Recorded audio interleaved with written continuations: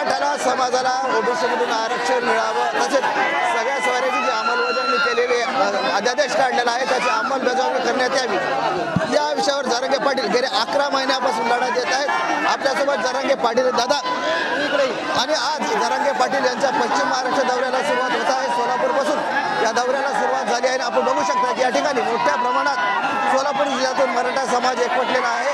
छत्रपती संभाजी महाराज चौक ते छत्रपती शिवाजी महाराज चौक या ठिकाणावर ही रॅली चालणार असून या रॅलीचं पूर्ण रस्त्यामध्ये दोन्ही बाजूनी मोठ्या प्रमाणात मराठा समाज जरांगे पाटील यांचं स्वागत करण्यासाठी या ठिकाणी एकवटलेला आहे। मराठवाड्याचा दौरा संपल्यानंतर मराठवाड्याचा दौरा यशस्वी झाल्यानंतर आता जरांगे पाटील हे पश्चिम महाराष्ट्रात एंट्री केलेली आहे आणि सोलापूर शहरामध्ये जरांगे पाटील या ठिकाणी आपल्याला दिसू शकतात। जरांगे पाटील मराठा समाजाच्या ज्या मागण्या आहेत त्यावर अजूनही ठाम आहे। सरकारने अजूनही त्यांच्या मागण्याची कुठलीही पूर्तता केली नाही। याचा मनात याचा राग जरांगे पाटलाच्या मनात असला तरी जरांगे पाटलांनी अजूनही सरकारला वेळ दिलेली आहे। मराठा समाजाच्या आरक्षणाचा विचार करावा। दादा प्रचंड प्रतिसाद आहे, काय सांगाल?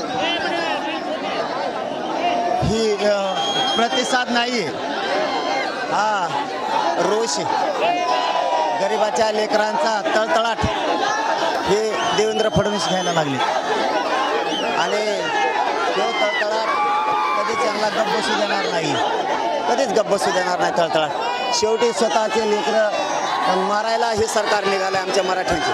मराठा नाही सहन करू शकत, मराठा नाही सहन करू शकत, खरंच नाही करू शकत। मराठा सहन करू शकत नाही। या 5 किलोमीटरवर मराठ्यांना उभा राहायला जागा नाही आणि जातवान खानदानी मराठा घरी नाही झोपू शकत। आता पक्षाला गुंडाळून लावलं माझ्या मराठ्यांनी पक्षाला गुंडाळून लावलं। आता जात आणि स्वतःचे लेकरं मोठे करायचे, पक्षाची चव मराठ्यांनी घेतली, पक्षाची चव घेतली।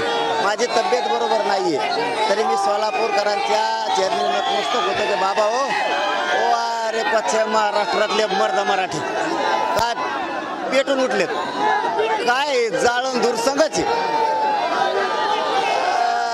याच्यासाठी देवेंद्र फडणवीसांनी मराठ्यांच्या नादी नाही लागायचं, शिंदे सरकारनं सुद्धा नाही। पक्ष सोडून दिले लोकांनी, आता स्वतःचं लेकरू समाजाने आता मोठं ठरवलंय। कारण माझ्या विरोधात विनाकारण हे उठलेत। मी गरिबाचं काम करतो इमानदारीनं, गरिबाचे मराठ्यांचे करोडो पोरं पोरी मोठ्या व्हाव्यात म्हणून मी लढतोय आणि सरकारनं माझ्या विरुद्ध षडयंत्र सुरू केलंय, मला बदनाम करायचं आणि मला संपवायचं ही विडा यांनी उचलला आहे। यांना काय मोठेपण आहे त्यात माहीत नाही मराठ्यांच्या मंत्र्याला, आमदाराला, नेत्यांना, परंतु ते जातीची बाजू घेण्याऐवजी ते बाजू घ्यायला लागलेत पक्षाची आणि पक्षाच्या नेत्याची। मराठ्यांना हे सहन नाही व्हायला लागलं कारण याच मराठ्याने त्यांना मतदान करून मोठं केलेलं आहे। आता ते मराठे शांत नाही बसू शकत, खवळून उठलेत। याला म्हणतात खानदानी मराठे, खवळून उठलेत, खवळून असे नाही पक्षाला। आता त्यांनी टोळ केलं आता की पक्षाला आपण मोठं केलं पण आता हे आपल्या काही कामाचे नाहीत, हे आपल्या लेकराच्या विरोधात उठलेत। मी लेकरू आहे समाजाचं आणि मी लेकरू समाजाचं असताना माझ्या विरोधात उठले। माझा समाज नाही सहन करू शकत, कोणत्या पक्षात असो माझा समाज सहन नाही करू शकत। मराठ्यांनी सध्या आता पक्षाला गुंडाळून ठेवले आणि जातीला आणि स्वतःच्या लेकराला मोठं करायला ठरवलं। मला माझा समाज कधीच उघडं पडू देणार नाही। सोलापूर जिल्ह्यातील मराठा समाजाचं एक तक्रार आहे की या ठिकाणी नोंदी शोधण्याच्या कामात अडचणी येत आहेत म्हणून जाणून बुजून जातीवाद केला जातोय। नोंदी असून सुद्धा सोलापूर जिल्ह्यातच नाही तर प्रत्येक तालुक्यात जिल्ह्यात जाणून बुजून माझा मराठा मोठा होईल, माझा मराठ्याचे पोरं अधिकारी होतील आणि यांना मोठं होऊ द्यायचं नाही। मराठ्यांच्या पोरांना पॉम्पलेट चिटकायलाच राहिले पाहिजेत पक्षाची, हे त्यांचं स्वप्न आहे। मराठ्यांचे पोरं प्रचार करायला राहिले पाहिजेत त्यांचा, पण मराठ्यांचे पोरं अधिकारी नाही झाले पाहिजेत, पोरी अधिकारी नाही झाले पाहिजे, हे स्वप्न आहे त्यांचं।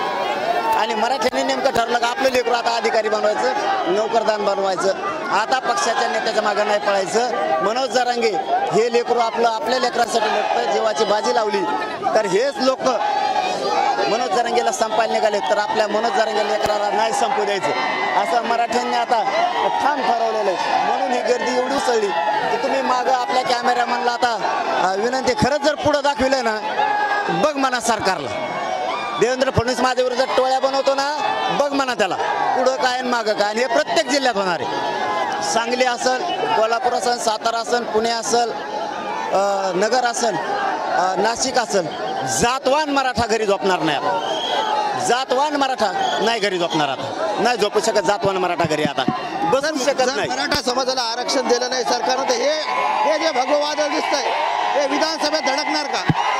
29 तारखेला ते ठरण, पण झाले शाने तर बरं. आमचं ओबीसीला आरक्षण दिलं तर चांगलं नसता. वाईट वेळ सरकारवरती येणार आहे. मराठा घरी बसू शकत नाही. मराठा आता नोकरीला जाऊ शकत नाही. जिथं रॅल्या आहेत तिथं मराठा जाणार.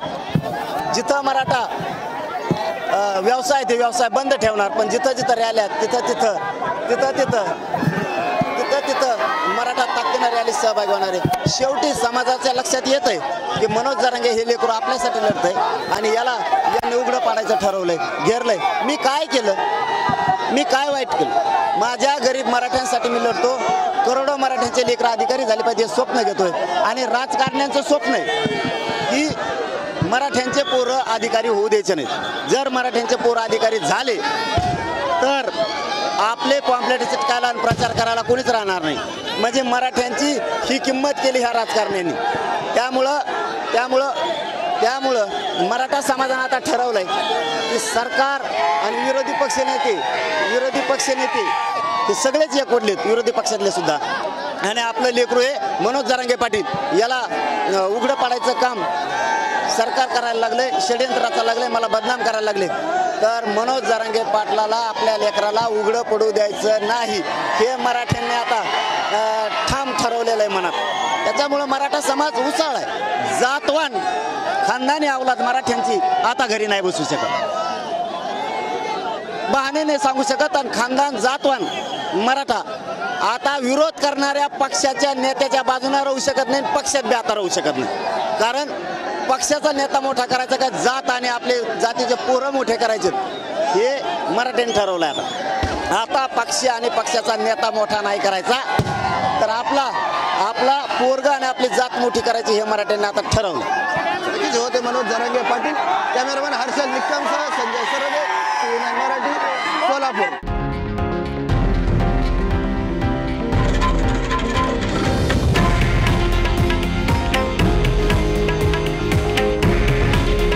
हे आहे देशातील नंबर 1 न्यूज नेटवर्क आणि आपण पाहत आहात TV9 मराठी. काळजी तुमची, हित महाराष्ट्राचं.